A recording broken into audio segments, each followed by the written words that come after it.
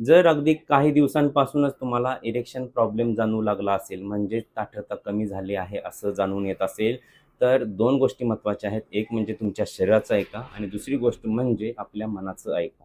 असं मी का म्हणत आहे? आपल्या शरीराचं ऐका म्हणजे जर तुमचं वय 20 आणि 30 या वयोगटातील असेल, तुम्हाला थकल्यासारखं वाटत असेल, शरीर गळून गेल्यासारखं वाटत असेल, अधूनमधून भीती वाटत असेल, तर अशा व्यक्तींनी व्हिटॅमिन डी, व्हिटॅमिन बी12 चेक करून पहा. याचबरोबर आणखी काय चेक करायचं आहे तर TSH.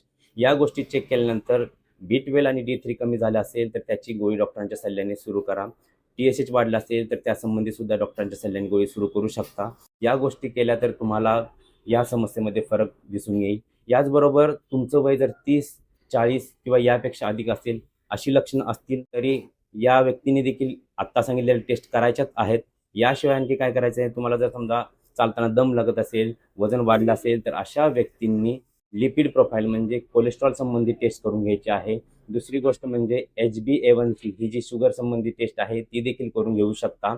आणि या टेस्टमध्ये काय येतंय त्याच्यावरती अवलंबून त्या तज्ज्ञ डॉक्टरांकडे जायचं आहे. इथे तज्ज्ञ डॉक्टर म्हणजे BP आणि शुगरच्या डॉक्टरांकडे तुम्हाला जायचं आहे. लगेच उठून सेक्सॉलॉजिस्टकडे जाण्याची काही आवश्यकता नाही.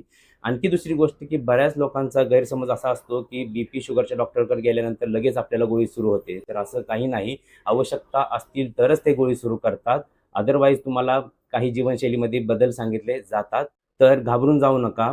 त्या तज्ञ डॉक्टरांकडे जावा. दुसरी गोष्ट म्हणजे आपल्या मनाचा ऐका असं मी का म्हटलोय, तर नेहमी डॉक्टरकडे जाताना डॉक्टर क्वालिफाईड आहेत का हे पहा आणि दरवेळी तुम्ही या गोष्टीला लैंगिक समस्या असंच नाव देऊ नका.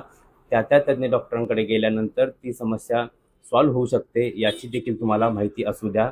आपले व्हिडिओ हे माहितीपूर्ण असतात. गेल्या काही दिवसांपासून या शॉर्टच्या माध्यमातून मी तुमच्यापर्यंत जास्तीत जास्त पोहोचण्याचा प्रयत्न करत आहे. परंतु माझे लाँग व्हिडिओ देखील तुम्ही अवश्य पहा. व्हिडिओ आवडत असतील तर लाईक करा, चॅनलला सबस्क्राईब करा आणि सर्वात महत्त्वाचं म्हणजे आपले व्हिडिओ शेअर करा.